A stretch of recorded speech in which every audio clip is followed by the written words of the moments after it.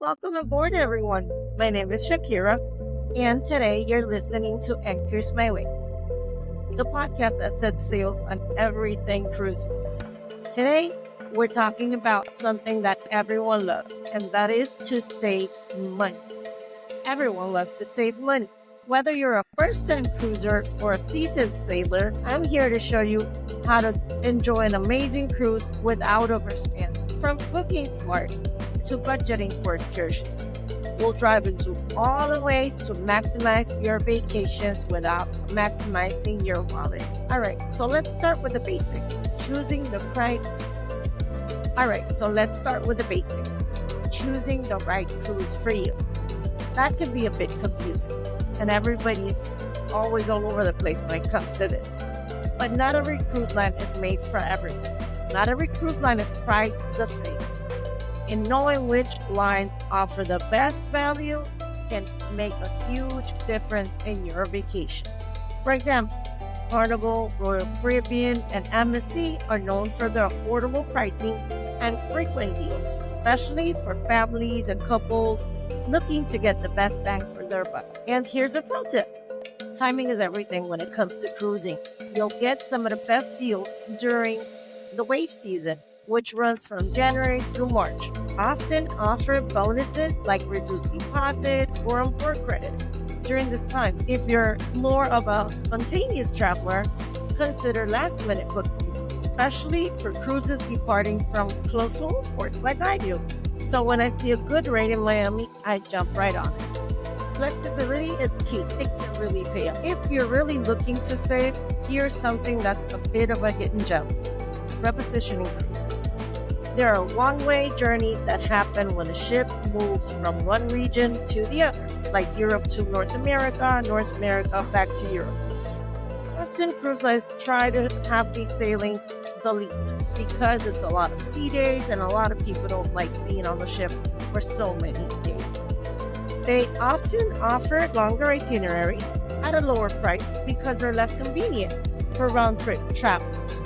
It's a unique way to see multiple destinations on a budget. You can really save a lot doing this. Let's not forget the benefits of booking in advance. If you plan ahead, you're often able to lock in a lower price before the cruise line increases their.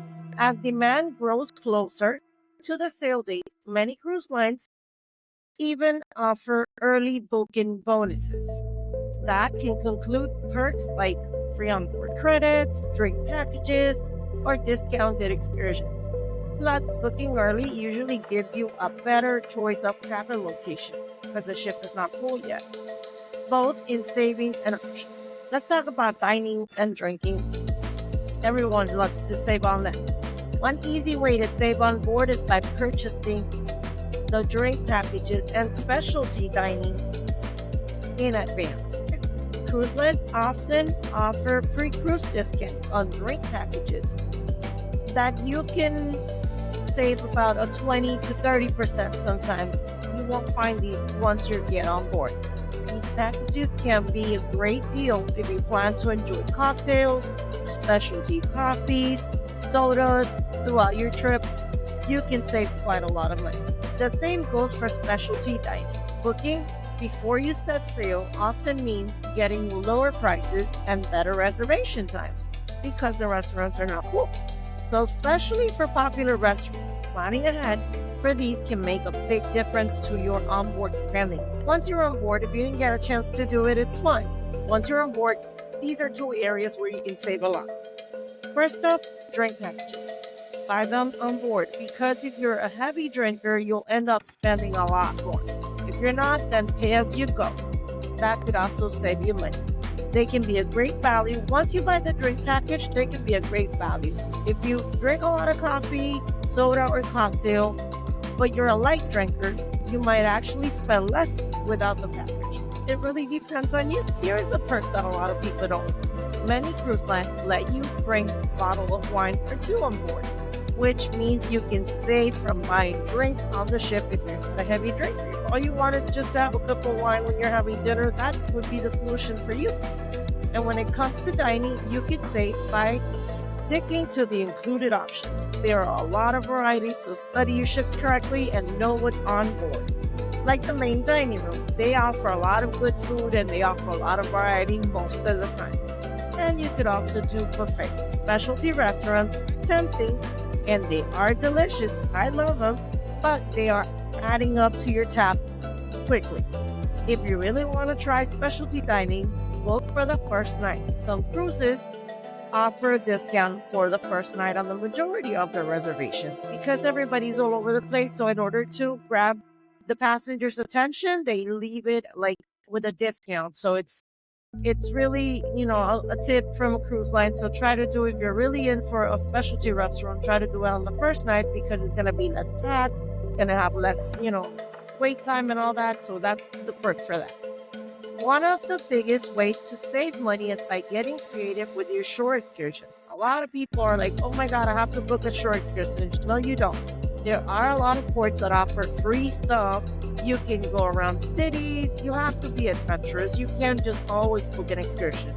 Booking directly through the cruise line is convenient, but it can be pricey. I don't often recommend to book outside the cruise line for various reasons. First, there's danger. Second, yes, you pay a little less, but you also have to consider the fact that if something happens, the cruise line won't wait for you, which is a really, really high risk, and a lot of people don't consider it. If you book an excursion through an outside line, yes, you're saving money, but you're risking a lot. If you get stranded, the cruise line will not wait for you guys, and I cannot stress this enough. So just consider it. Consider booking independently with local providers. Sometimes you can save 20 to 50% off, but that's a risk. Websites like Buy a Tour and Get Your Guide are great for finding tours, and you can explore the ports on your own, do stuff by foot, do like quick tours, and walk around, explore the areas. And if you're really on a tight budget, there are plenty of low-cost options at most ports that you can get off and just wander around, not have to like leave the port and stuff. So it really depends. There are a lot of free museums, local markets that you can explore on your own. You really do not need to pay a guide to take you around to these free places. You just have to do a lot of research. So sometimes a do-it-yourself excursion is the best way to feel the local culture. Sometimes just going to a local restaurant or experiencing a local, park or seeing a museum can get you the feel of the actual place. If you're in a tight budget, these are plenty of low-cost most ports. Most have many beautiful public beaches. Another thing to consider is Wi-Fi packages. It really depends on your necessity to use Wi-Fi.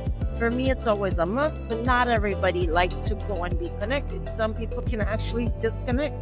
This can save you a great deal of money. If you're on a budget and you're trying to disconnect and you're okay with that, you'll be saving a lot of money by going without it. Some ports offer free Wi-Fi and local cafes and restaurants, so you can catch up and do your online stuff when you get off port, and you can go around and just get free internet on certain places. Here are a few last tips. Consider enrolling in your cruise line's loyalty program. If you're a repeat cruiser, one of the perks is in the loyalty programs is that you get perks like priority boarding, discounts, free cabin upgrades, and after a few sailings, you'll notice the difference in price. And you can take advantage. You sometimes get free Wi-Fi, you get sometimes free specialty dining in some of the lines. So it's really something to consider. So if you're going to be a frequent cruiser, my advice is pick the line of your choice and elaborate with them. And as you cruise and you earn points, you'll see the perks. Eventually, you'll be saving money with that if you're going to do it regardless. So you might as well just save money with it. And a final reminder, travel insurance can be a lifesaver. If something unexpected happens, buying through an independent provider is often more affordable than going through the cruise line. So shop around and find a plan that fits your budget. It's really important when you're making these huge, big, expensive trips. And that's it for today, for today's budget-friendly episode of Anchors My Way. Remember, a cruise vacation doesn't have to break the bank. By being a savvy planner and taking advantage of some of these tips, you can stretch your budget and still enjoy everything about cruising. I hope these tips helped you plan your next cruise without a stress of overspending. I know how it feels to overspend. I am an overspender, and sometimes I do it myself. I try not to. Since I cruise so often, I have to be very coordinated in what I do. Thanks for tuning in. Next episode, we're going to dive into something I know you all love. It's planning the perfect excursion. I am an excursion fan, so I will tell you what I do when planning an excursion. Don't miss it. And if you enjoyed today's episode, don't forget to like and subscribe, and also leave a review. Until next time, anchors down and happy cruising.